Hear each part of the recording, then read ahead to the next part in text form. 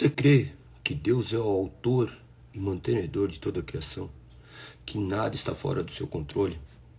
Desde os átomos até o império? Desde a mínima coisa, a coisa mais complexa que você possa imaginar. Nada foge do controle de Deus. Deus é aquele que disse: haja luz e houve luz. É aquele que chama a vida e sustenta a vida.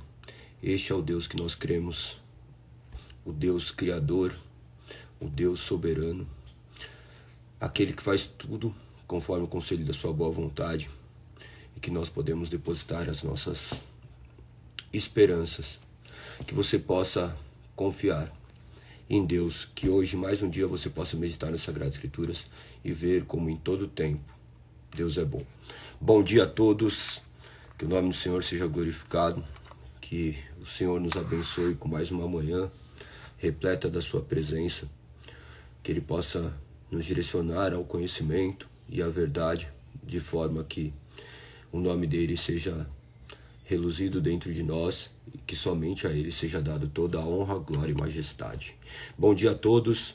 Meditaremos hoje no capítulo 5 da Confissão de Fé de Westminster, que aborda sobre a providência de Deus. Depois falaremos ainda um pouquinho sobre Jeremias, do capítulo 16 ao 19. Segundo livro dos profetas maiores do Antigo Testamento, que estamos entrando na parte ainda onde eles têm abordado as profecias acerca da queda de Judá. No caso, eles seriam exilados para a Babilônia. Então, se você quer entender um pouquinho mais sobre isso, que todos nós estejamos aqui firmes e fortes para a honra e glória do Senhor. Bom dia a todos. Vamos para o capítulo 5, então, da Confissão de Fé de Westminster. Providência. O que significa providência? Providência é uma palavra, que muitas pessoas falam, mas a questão é: o que essa palavra significa? A providência é uma palavra que é muito, muito utilizada. Todo mundo fala assim: irei providenciar, providencie para mim. Então, é os meios necessários para a execução de um determinado fim. Vamos colocar dessa forma. Então, prover os recursos necessários para a execução de determinado fim. Isso seria o correto de entendermos o que é providência. Nós sabemos que Deus é aquele que efetua todas as providências, pois Ele é autor e consumador de todas as coisas. E nós vamos ver isso ponto a ponto. Nós temos 7 parágrafos que definem do que se trata essa providência divina. O primeiro parágrafo define da seguinte forma: pela sua muito sábia providência, segundo a sua infalível presciência e o livre e imutável conselho da sua própria vontade, Deus, o grande Criador de todas as coisas, para louvor da glória de sua sabedoria, poder, justiça, bondade e misericórdia, sustenta, dirige, dispõe e governa todas as criaturas, todas as ações delas e todas as coisas, desde a maior até a menor. Observe que quando fala acerca de presciência, em Atos capítulo 15, verso 18, diz assim: aquele que tornou essas coisas conhecidas desde a eternidade. Para Deus, Ele é atemporal. Ele está fora do tempo. Então, tudo é conhecido diante dele. E esse caminho já foi trilhado exatamente por Ele, porque Ele é o autor e consumador de todas as coisas. Ele fará com que as coisas aconteçam conforme o conselho da sua boa vontade. Como Ele faz isso? Esse é o grande mistério. Esse é o mistério da criação. Esse é o mistério que não foi revelado a nós, senão aquilo que nos foi deixado claramente por intermédio das Sagradas Escrituras. É até bom lembrar, quando nós falamos de mistério, não se trata de daí tentarmos desvendar do que se trata esse mistério, mas sim de obtermos o conhecimento daquilo que nos foi revelado. Se você tiver dúvida acerca disso, medite em Deuteronômio 29 e 29. E você verá, as coisas ocultas pertencem a Deus, mas a revelada pertence ao homem. Então, Deus escolheu se revelar ao homem de maneira que ele não é mais misterioso naquilo que ele escolheu revelar. Aquilo que ele não escolheu revelar só cabe a ele, pois somente ele nos revelando para termos acesso. E não cabe a nós termos um juízo meramente especulativo. Então, por intermédio das Sagradas Escrituras, nós temos que este Deus é o grande Criador de todas as coisas, faz todas as coisas para louvor da sua glória, de maneira que ele dispõe todos os recursos e meios necessários para a execução da sua obra. E nós vemos isso de maneira completamente abrangente dentro das Sagradas Escrituras. O segundo parágrafo diz: posto que em relação à presciência e ao decreto de Deus, que é a causa primária, todas as coisas acontecem imutável e infalivelmente. Do que ele está dizendo nessa simples frase? Em relação à presciência e ao decreto de Deus, que é a causa primária, ele quer dizer o quê? Que ele é a causa primária de todas as coisas, de maneira que o seu desejo será realizado. Os seus propósitos não serão frustrados. Por isso que menciona de maneira imutável e infalível. Continua dizendo: contudo, pela mesma providência, Deus ordena que elas sucedam necessária, livre ou contingentemente, conforme a natureza das causas secundárias.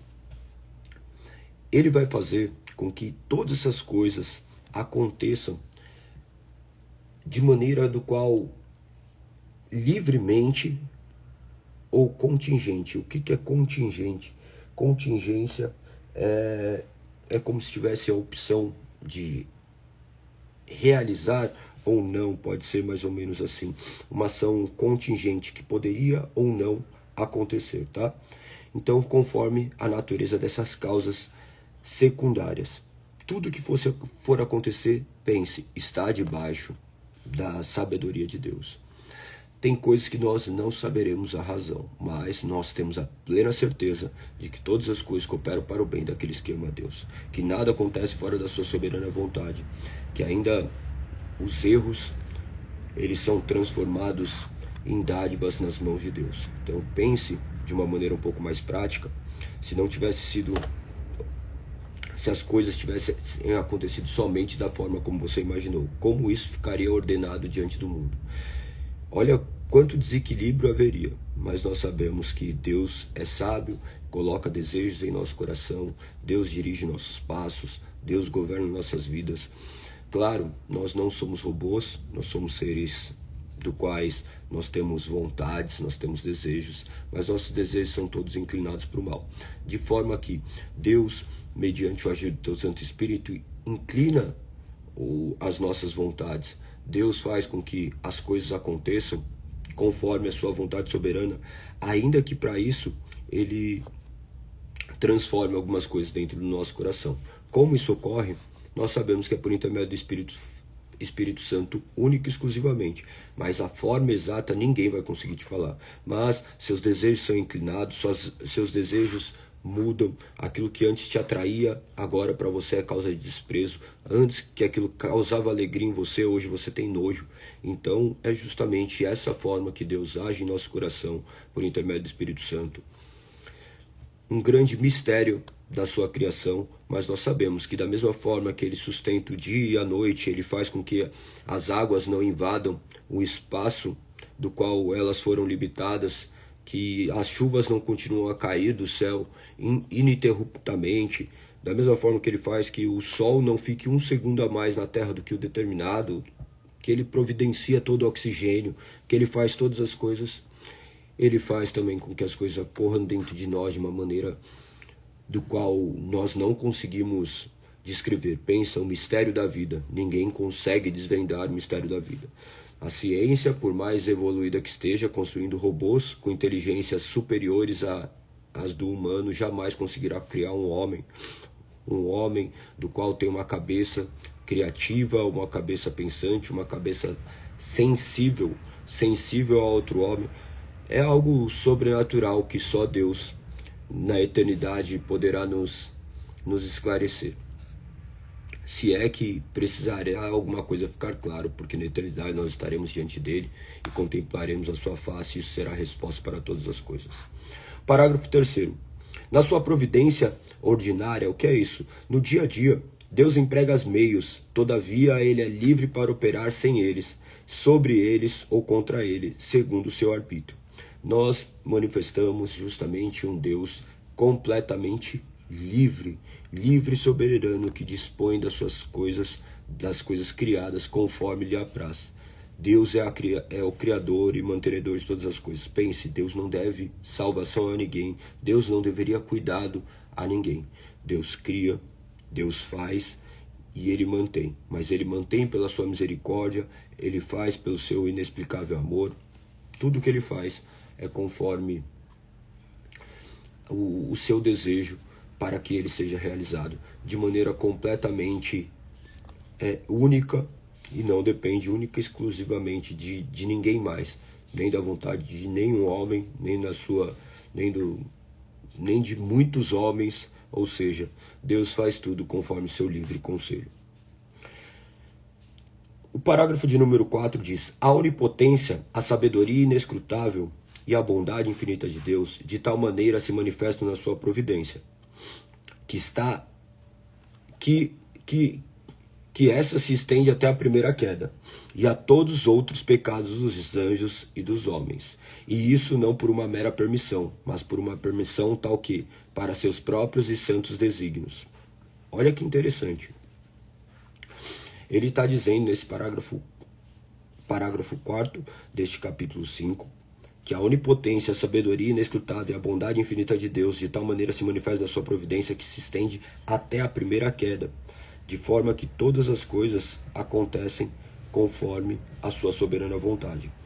Aqui nós vamos ver o verso de Isaías 45:7. Forma a luz e cria as trevas, trago a paz e crio a calamidade. Eu, Senhor, faço essas coisas.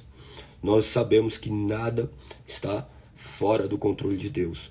Todas as coisas só existem devido à permissão de Deus.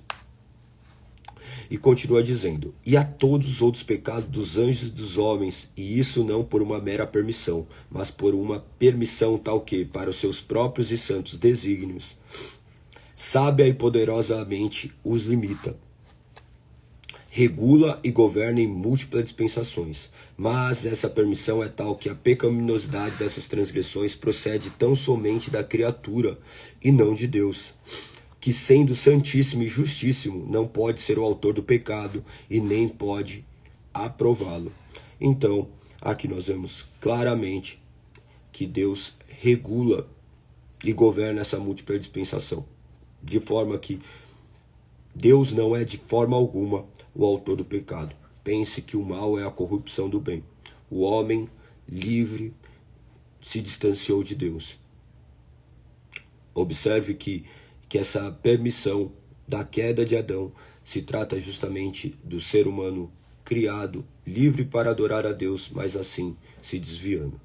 Essa é a realidade que todo ser humano se desvia dos caminhos do Senhor. Se não é Ele enviar o Espírito Santo, nós estaremos perdidos. Nós temos visto isso durante todo esse período das Sagradas Escrituras.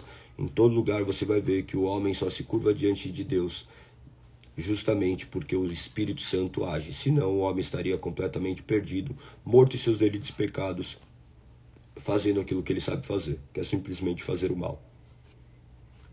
Todos os seus desejos, seus desígnios são completamente maus. Completamente não significa que eles sejam tão maus quanto poderiam, porque eles poderiam ser muito piores ainda. Você vai falar assim: Galego, eu era uma pessoa boa, eu sou uma pessoa boa, olha o que eu faço, olha como que eu ajo. Você não vê, mas você faz tudo simplesmente para satisfação dos seus próprios desejos, você faz tudo para satisfação do seu próprio ego. Você, no final das contas, você fala: eu fiz tal coisa, mas você vai fazer para sua própria honra e glória e não para a honra e glória de Deus. Esses são os princípios que norteiam justamente a criação divina, que nós vemos claramente expresso nas Sagradas Escrituras. Por isso que nós devemos nos curvar diante desse Deus glorioso que misericordiosamente escolheu nos salvar de nós mesmos. Continuando, o parágrafo de número 5 diz assim: o muito sábio, justo e gracioso Deus muitas vezes deixa por algum tempo seus filhos entregues a muitas tentações, à corrupção do próprio coração, para castigá-los pelos seus pecados anteriores, ou fazê-los conhecer o poder oculto da corrupção e do dolo do próprio coração, a fim de que eles sejam humilhados, para animá-los a dependerem mais íntima e constantemente do apoio dele, e torná-los mais vigilantes contra as futuras ocasiões de pecar, bem como para vários outros fins justos e santos. Ou seja, nada acontece fora da vontade soberana de Deus. As coisas ruins que acontecem somos nós, entregues a nós mesmos, diante da nossa, entregue às nossas corrupções, justamente para sofrermos a correção necessária, entenda a correção por castigo, para conhecermos justamente esse poder maligno que habita em nós, para conhecermos a malignidade do nosso próprio coração, e para que, por intermédio disso, possamos ser justamente humilhados e animados a dependermos cada vez mais de Deus, de maneira íntima e constante, e tornarmos vigilantes acerca das coisas que irão acontecer, acerca das nossas atitudes presentes e futuras, fazendo com que, mediante tudo isso, o nome de Deus seja glorificado. Para trazer um exemplo muito claro disso, eu posso olhar para a minha vida, em vez de olhar para a vida de outras pessoas, mas é o que é muito comum: um homem completamente corrompido, morto seus delitos e pecados, completamente depravado, fazendo as coisas conforme me agradava, não me submetendo ao governo de Deus, escolhendo de maneira errada, equivocada, me relacionando com qualquer pessoa, fazendo as coisas simplesmente obtendo o máximo de prazer dos meus desejos, construir uma vida completamente vazia, sem sentido, separado de duas filhas. Imagina, eu tenho 4 filhos, só que uma já cresceu, ela mora sozinha, mas eu não posso voltar à infância dela e ser o pai que eu deveria ser segundo aos padrões bíblicos. Ainda que eu fosse presente, um pai que está distante da mãe nunca será presente. Nunca ela conhecerá o valor de uma família, ou melhor, agora ela conhece, mas uma família que ela não teve. Então imagina o quanto de destruição isso causa, mas o quanto isso também de correção causa num coração entregue a si mesmo. E até mesmo diante desses erros, o nome dele será glorificado, ele fará com que as coisas caminhem para que ele seja exaltado. Embora isso seja muito complexo para muitas pessoas, quando você se depara com o Espírito Santo, com as Sagradas Escrituras, você enxerga qual é o caminho correto e você vê que ele em todo o tempo é bom, e ele faz com que as coisas, mesmo que o homem tenha contaminado pelo pecado, ele transforma para a sua honra e glória. É um assunto que vale muito a pena pensar acerca dessa providência. Nós devemos repousar na providência do Senhor, sabendo que todas as coisas cooperam para o bem daqueles que amam a Deus, conforme está escrito em Romanos 8:28. Então, tenha essa certeza, que se as coisas não estão acontecendo como você julgava que deveria acontecer, talvez tenha uma grande razão por trás. Nem tudo que é bom para Deus é bom para você. Então, nossos desejos são completamente inclinados para o mal. Talvez você ainda seja dominado por este mal, talvez você ainda seja escravo do pecado, e liberto em Cristo, você poderá enxergar a maravilha dele te reprimir, dele te corrigir, porque ele é o pai que corrige os filhos que ama. Então saiba que os seus desejos serem frustrados talvez seja a maior dádiva que você possa ter. Hoje, com mais sabedoria, lógico que é muito fácil olhar para o passado e você fala assim: Senhor, por que não reprimistes? Quão maravilhoso seria se meus desejos tivessem sido reprimidos no passado.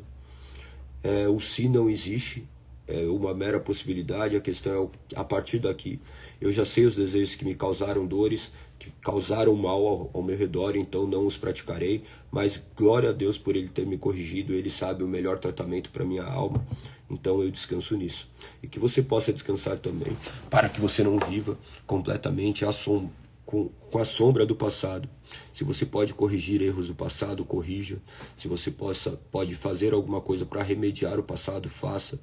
Mas saiba que o peso das suas escolhas do passado serão carregados por toda a eternidade porque todas as coisas reverberam, mas agora com Cristo o fardo se torna bem mais leve. A palavra dele: vinde a mim todos que estão cansados e sobrecarregados, e eu vos aliviarei. E é dessa forma que nós caminhamos, depositando nele a nossa esperança e a nossa segurança, sabendo que ele tem nos suprido mais daquilo que nós merecíamos. Então, nós vemos aqui esse cuidado de Deus de maneira atemporal, ou seja, ele esteve no passado, ele está no presente, ele está no futuro, cuidando de todos aqueles que são seus filhos, eleitos desde antes da fundação do mundo para louvor e glória do seu santo nome. O parágrafo de número 6 diz: quanto àqueles homens malvados e ímpios que Deus, como justo juiz, cega e endurece, em razão de pecados anteriores, ele não somente lhes recusa a graça pela qual poderiam ser iluminados no entendimento e movidos no coração, mas às vezes tira os dons que já possuíam e os expõe a objetos que a sua corrupção torna ocasiões de pecado. Além disso, os entrega às suas próprias paixões,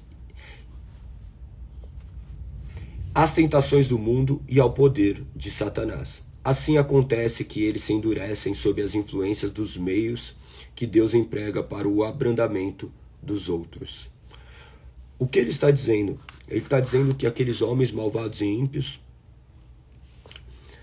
como justo juiz, ele cega e endurece em razão de seus próprios pecados, seus pecados anteriores. Ele somente se recusa à graça a qual poderiam ser iluminados no entendimento e movidos no coração, mas às vezes tira os dons que já possuíam e os expõe a objetos que sua corrupção os torna ocasiões ao pecado. Ou seja, lembre-se, o homem é responsável pelo pecado. Deus não tinha obrigação nenhuma de salvar ninguém. Ele escolheu salvar, e isso manifesta a sua misericórdia. Então, se você hoje está aqui ouvindo a palavra de Deus, saiba que Deus escolheu te salvar. Se ele... Essa oferta da salvação é real. Então, se arrependa e creia. Creia que Deus escolheu te salvar. Que os erros do passado não definem a sua vida. Que Cristo, morrendo na cruz, é aquilo que vai definir não só a sua vida presente, mas a passada e a futura e a vida eterna. Então, que você possa confiar que Cristo é seu único e suficiente Salvador. Que você possa, neste momento, se curvar diante da soberania de Deus.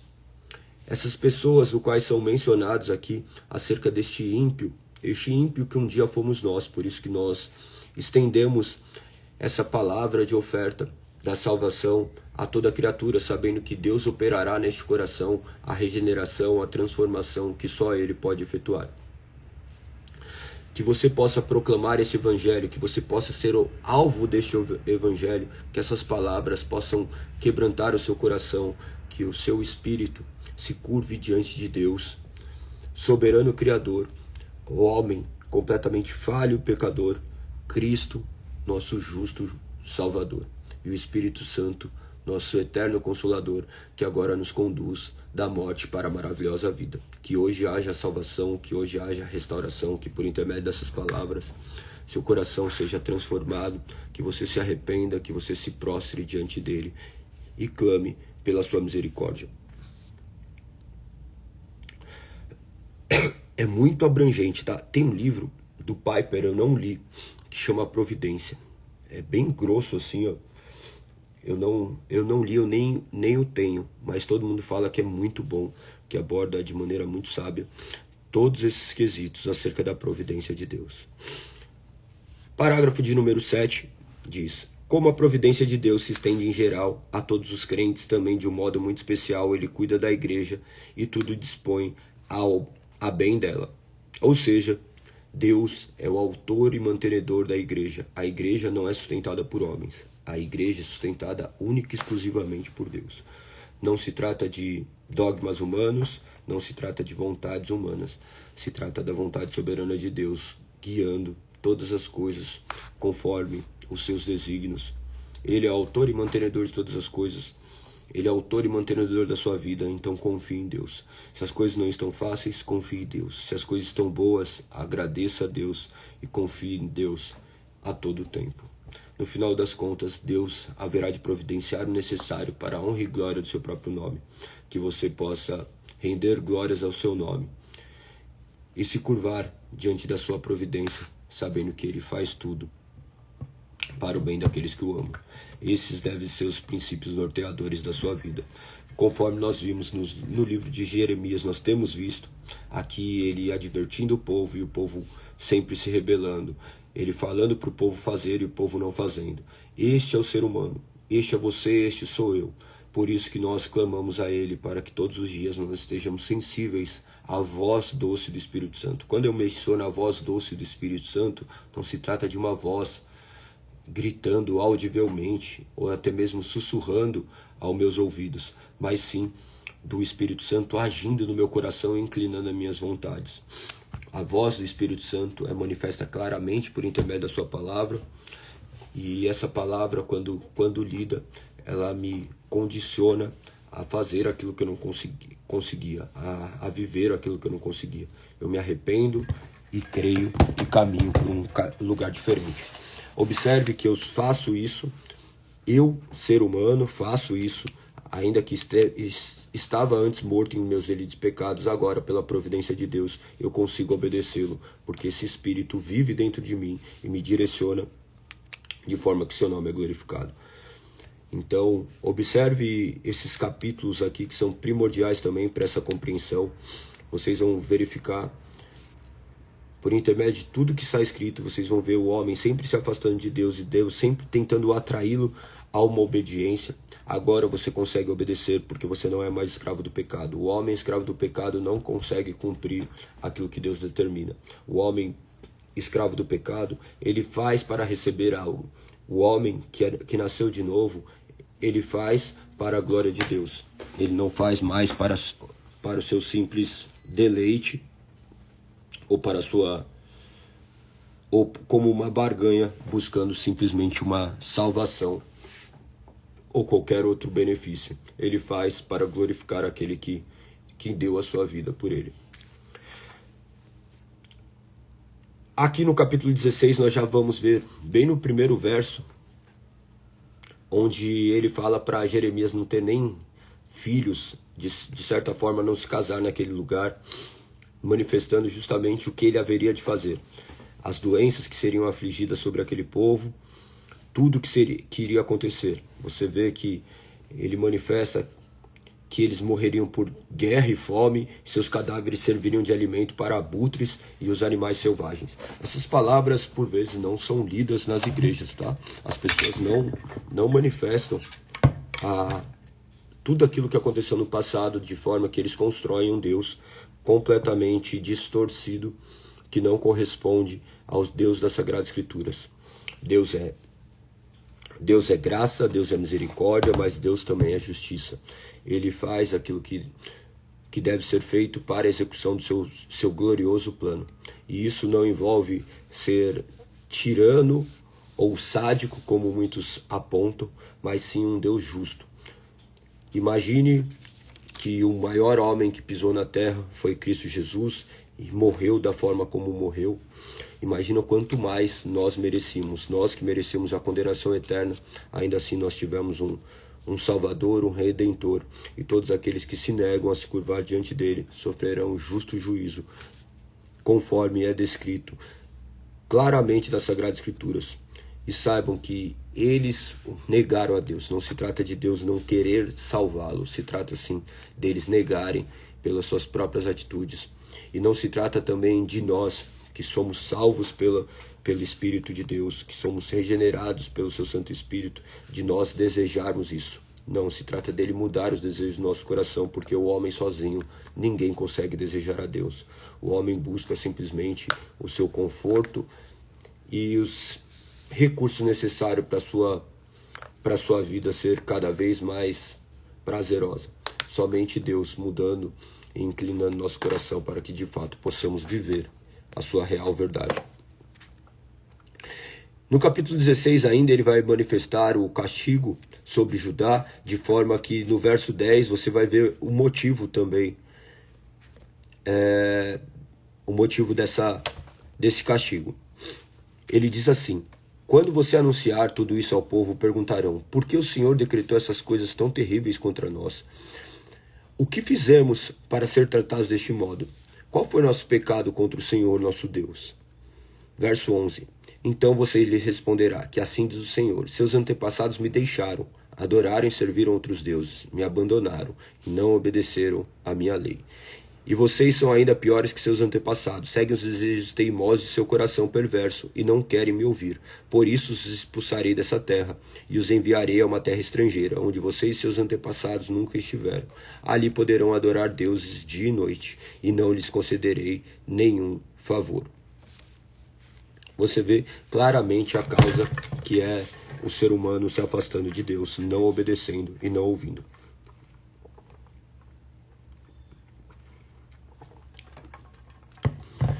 Em meio ao caos, ainda ele manifestava a esperança. Ele sempre disse que haveria de vir um grande resgatador. Olha como diz no verso 14.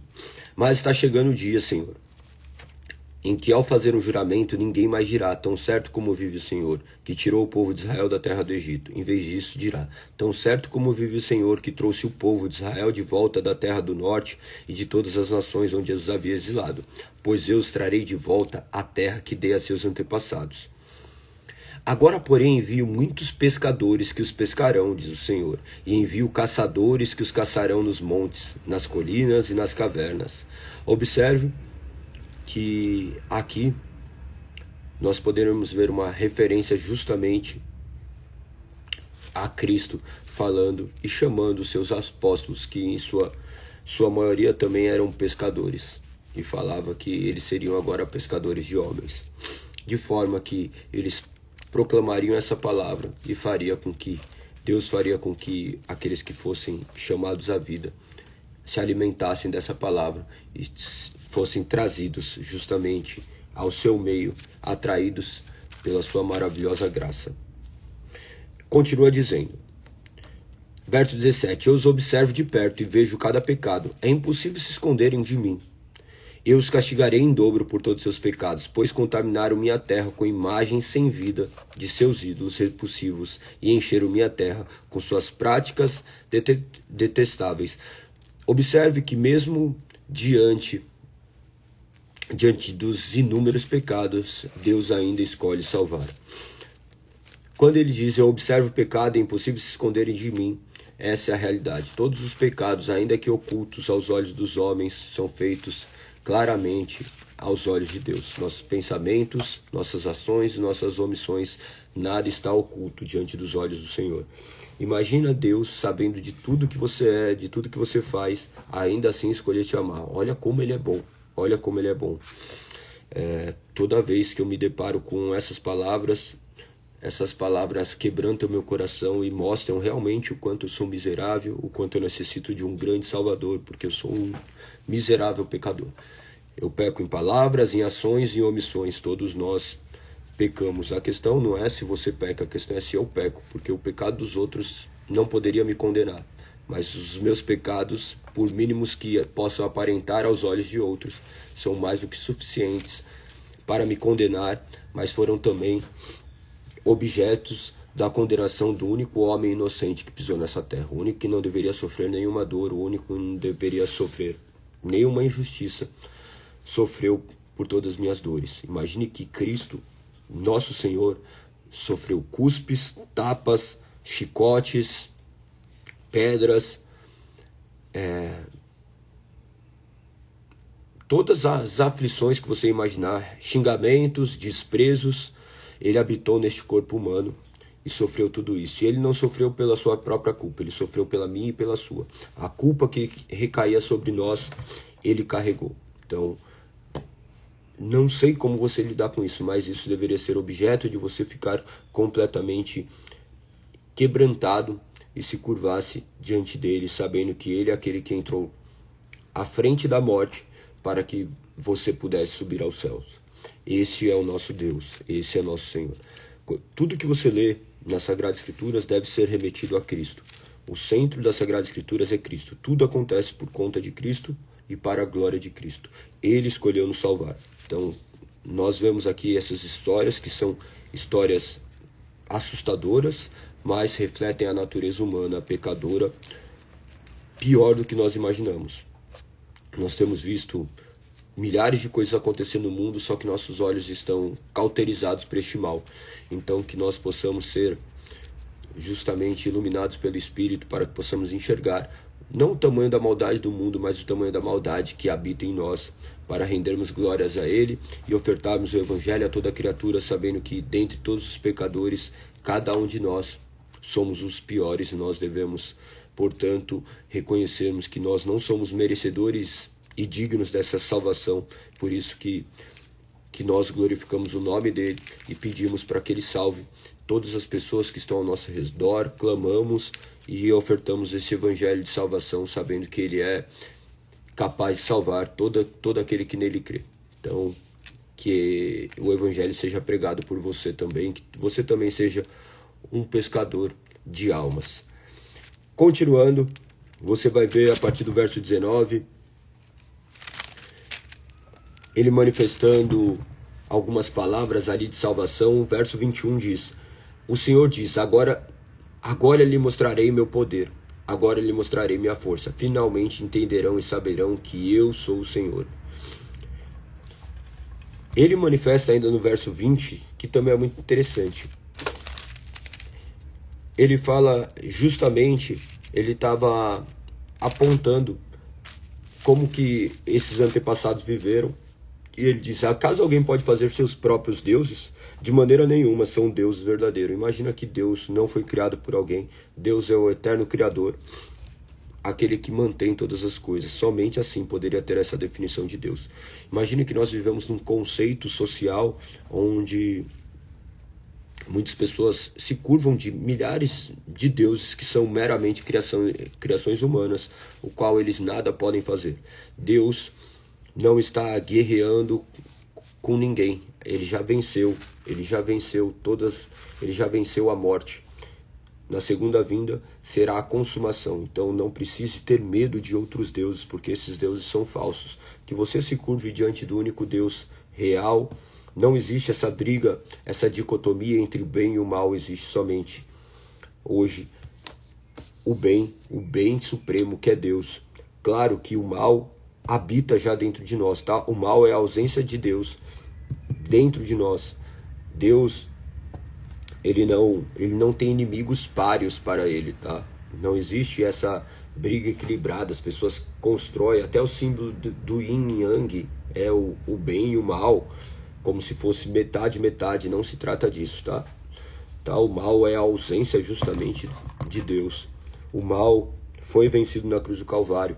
Ore para que este mal seja vencido também no seu coração, que no seu coração seja levantada uma cruz, do qual crucifique a você mesmo, que você tome a sua cruz e se arrependa dos seus pecados, que o nome de Cristo seja exaltado e glorificado por intermédio da sua vida. Que você não construa um falso Deus, que você não se curve mais diante desses deuses que nada podem fazer. Capítulo 17, ele aborda muito mais questões de Judá. Verso 4 diz: a herança que reservei para vocês lhe escapará entre os dedos. Farei que seus inimigos os levem como prisioneiros para uma terra estrangeira. Ele menciona ainda no verso 3, entregarei todas as suas riquezas e seus tesouros. Observe que ele sempre fala eu, como ele mesmo, responsável, como se ele estivesse executando, de maneira que aquelas pessoas que estão ali, que serão justamente responsáveis, porque ele entrega o seu povo justamente à malignidade daqueles homens que estavam corruptos, aqueles homens corrompidos, do quais eles também servirão como providência de Deus para cumprimento dos seus desígnios eternos.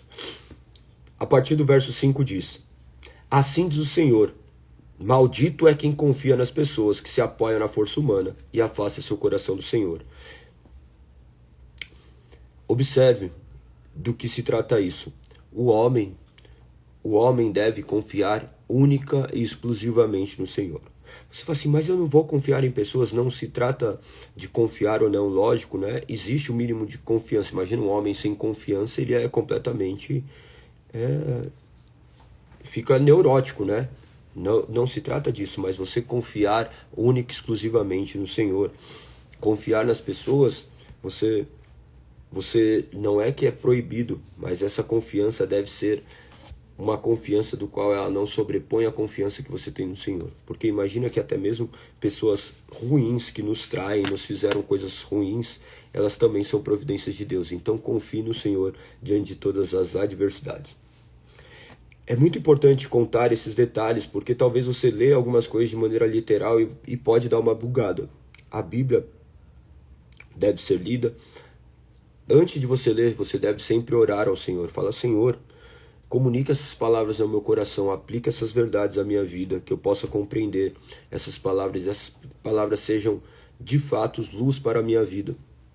Que eu não seja cego, que eu não seja completamente tomado pelo meu próprio entendimento, mas sucumba soberanamente à sua vontade. Então, ore sempre ao Senhor, clamando por entendimento acerca da sua palavra. Observe que talvez as coisas que você esteja lendo aqui, você nunca sequer imaginou sobre Deus, porque a nossa mente constrói um Deus que é muito parecido com nós. Deus não é nada parecido com nós. Por isso que existe a proibição justamente de fazer imagens de Deus. Algumas pessoas levam isso de maneira até mais rigorosa, de maneira que até mesmo a imagem de Cristo não deveria ter sido feita. Da mesma forma que em alguns pontos eu concordo até, né?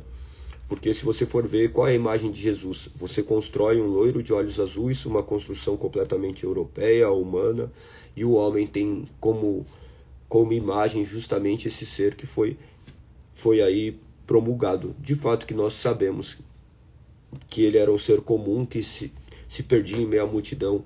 A cor da sua pele nós não sabemos, a cor dos seus olhos nós não sabemos, como era seu cabelo, como que era seu andar, como que era. Nós não temos informações quanto a isso, e nós deveríamos justamente repousar nisso e não tentarmos criarmos um Deus segundo a nossa imagem, porque naturalmente nós tiramos de Deus a autoridade divina manifesta em Cristo e nós colocamos como mais um em nosso meio. Nós tratamos Jesus de maneira completamente irreverente e não rendemos glórias a Ele como nosso real e soberano Salvador. Imagina que ele foi desprezado enquanto pisou nessa terra, e ainda depois de ter pisado nessa terra, a sua imagem continua ainda a ser violentada e nós continuamos a não rendermos glórias a ele como Deus majestoso, como nosso Salvador.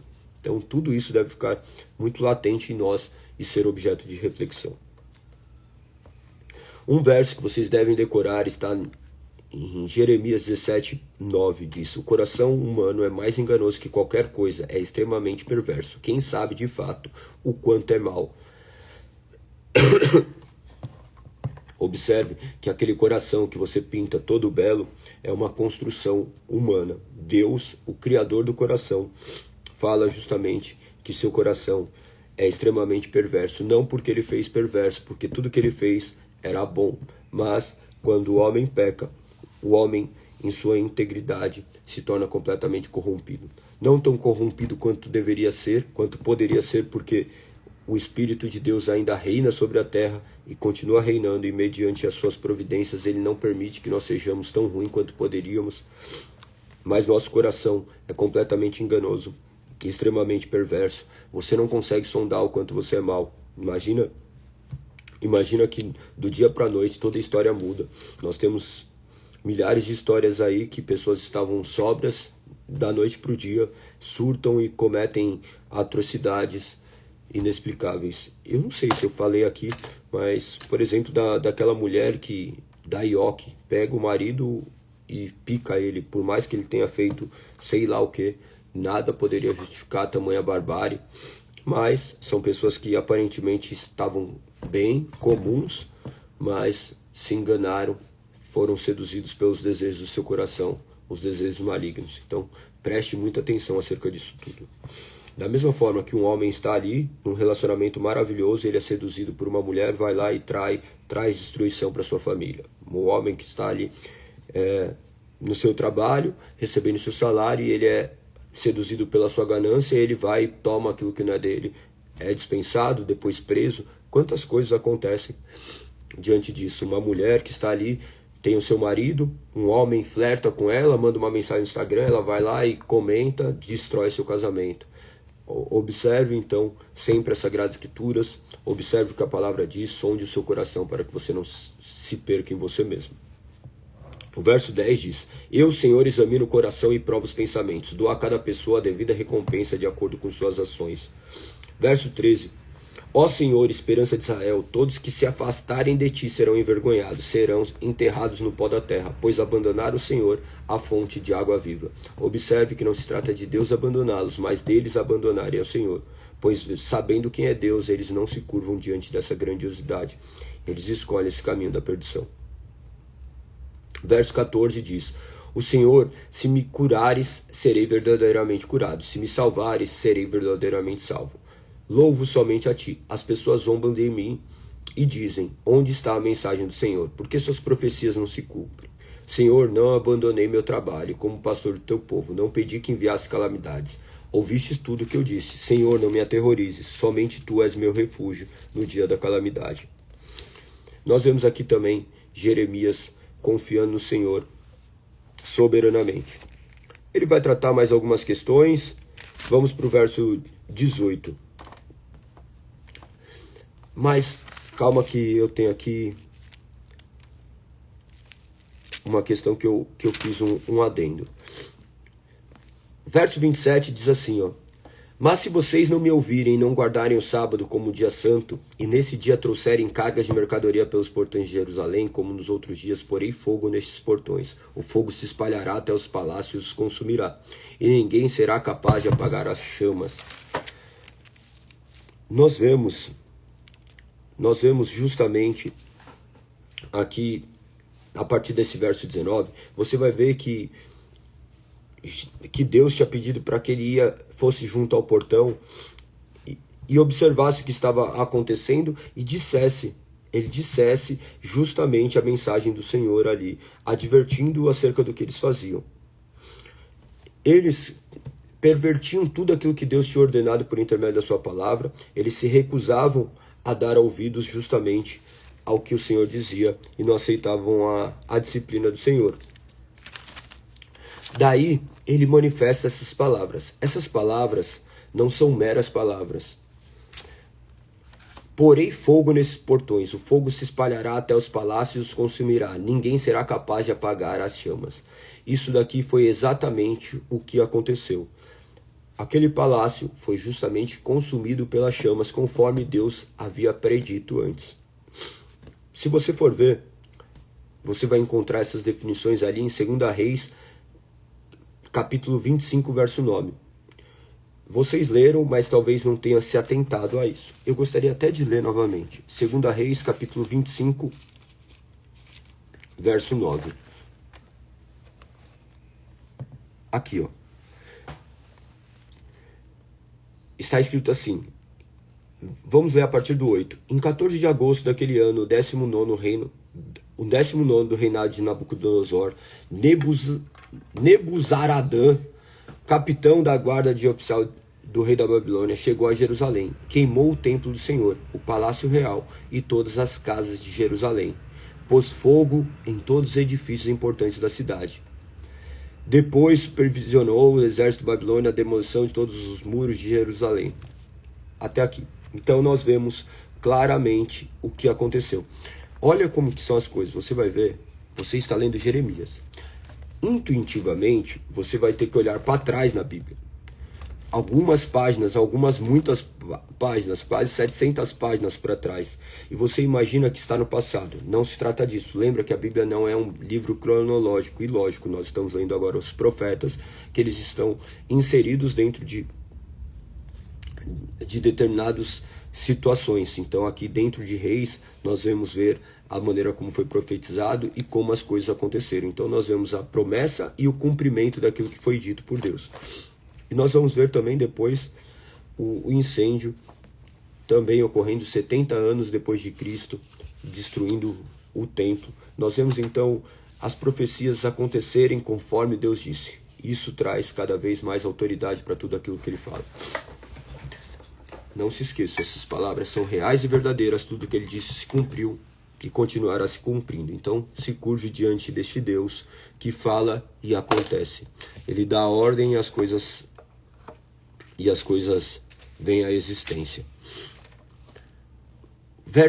O capítulo 18 é muito semelhante a uma analogia do Novo Testamento, se você for ver, mencionando a Romanos 9, onde fala também sobre o oleiro. O oleiro, justamente, de Romanos 9, Paulo utiliza, creio que essa explicação aqui. Diz assim, primeiro verso: o Senhor deu outra mensagem a Jeremias: desça até a casa do oleiro, e eu lhe falarei. Fui à casa do oleiro e o encontrei trabalhando na roda, mas o vaso de barro que ele estava fazendo não saiu como desejava, por isso ele amassou o barro e começou novamente. Observe que ele faz uma analogia à criação. O homem feito do barro não sai do jeito que ele queria, ele amassa o barro e faz novamente. E é justamente isso. Somos novas criaturas somente em Cristo Jesus. É assim que ele nos reforma. Reforma não, ele não nos faz novo, né? Ele começa novamente. Por isso que fala acerca de morrer. Morrer para si mesmo. Então o Senhor me deu esta mensagem: ó Israel, acaso não posso fazer com vocês o mesmo que o oleiro faz com barro? Como o barro está nas mãos do oleiro, vocês estão nas minhas mãos. Se eu anunciar que uma nação ou reino será arrancada, derrubado, destruído, mas essa nação abandonar seus maus caminhos, não a destruirei como havia planejado. E se eu anunciar que plantarei e edificarei uma nação ou reino, mas essa nação praticar o mal e não quiser me obedecer, não a abençoarei como havia declarado. Portanto, Jeremias, vai e proclame a todo o povo de Judá e aos habitantes de Jerusalém: assim diz o Senhor, planejo calamidade para vocês e não o bem, por isso cada um abandone os seus maus caminhos e faça o que é certo. Não perca tempo, o povo respondeu, continuaremos a viver como quisermos e a seguir os desejos teimosos de nosso coração perverso. Portanto, assim diz o Senhor, quem ouviu coisas igual a essa, mesmo entre as outras nações? Israel, minha filha virgem, fez algo terrível. Pode a neve desaparecer dos altos dos montes do Líbano? Podem secar-se os rios que correm desses montes distantes? Meu povo, contudo, me abandonou. Queima incenso para ídolos inúteis, tropeçaram e saíram dos caminhos antigos e andam por trilhas lamacentos. Daí ele traz a conclusão.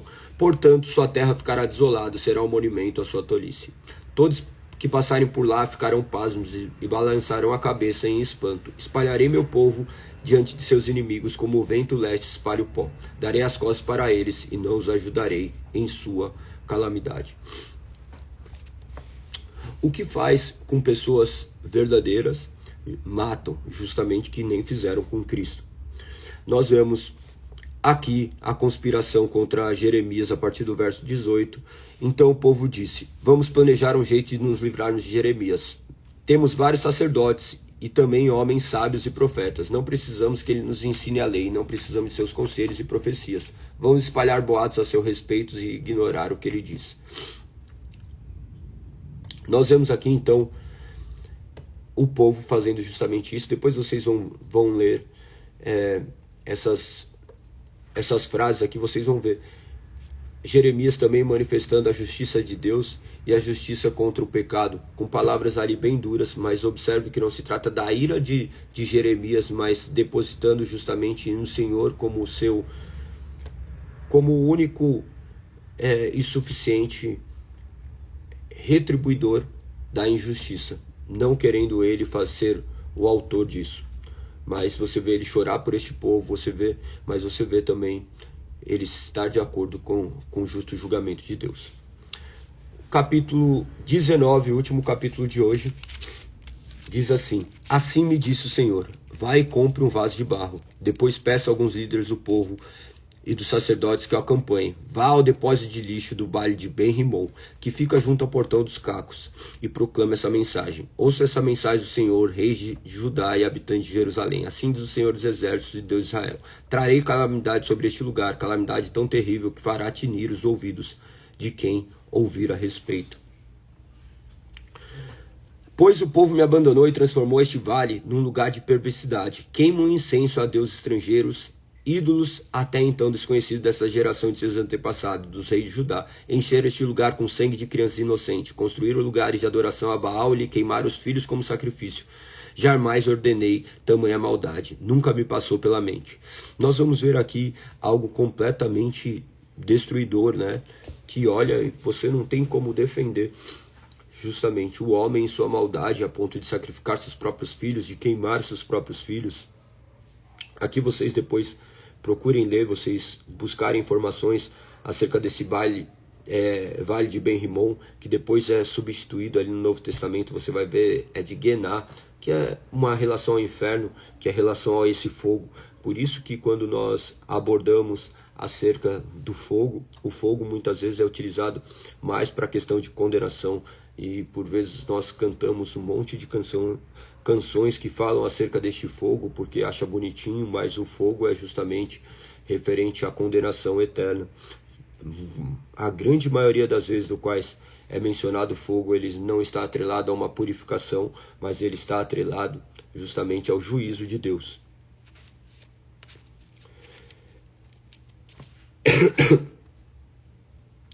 A partir do verso 7, diz assim: pois eu transtornarei os planos minuciosos de Judá e Jerusalém. Permitirei que seu povo seja massacrado por exércitos invasores. Observe, permitirá. Ele utilizará os corações corruptos dos outros para que os seus desígnios fossem justamente cumpridos. Permitirei que meu povo seja massacrado. Observe que ele não infunde o mal em ninguém, o mal já brota deles. Deus não é o causador do mal.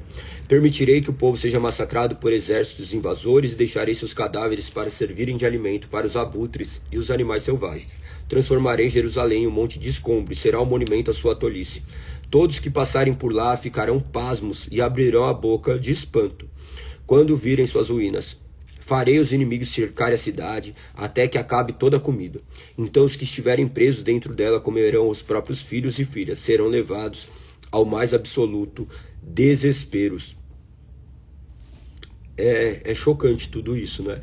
Mas isso você vai ver em Lamentações capítulo 4, verso 10, ocorrer conforme está. Lamentações, que é o outro livro de Jeremias, que manifesta justamente dessa forma, quer ver?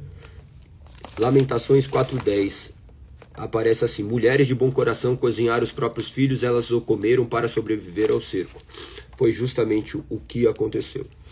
Imagina que isso não é nada diante do sofrimento da eternidade daqueles que se distanciaram de Deus, que escolheram viver distantes de Deus. Então que nós possamos nos curvar diante da soberania de Deus, do qual Ele nos chama intimamente a um relacionamento. Ele nos convida e nos transforma. Que nós possamos nos curvar diante da sua grandeza e agradecermos por tamanho livramento. Que nós possamos ser seres transformados de forma que Ele venha a ser glorificado. Então, continue a ler, você verá Ele manifestar tudo aquilo que haveria de acontecer e aconteceu.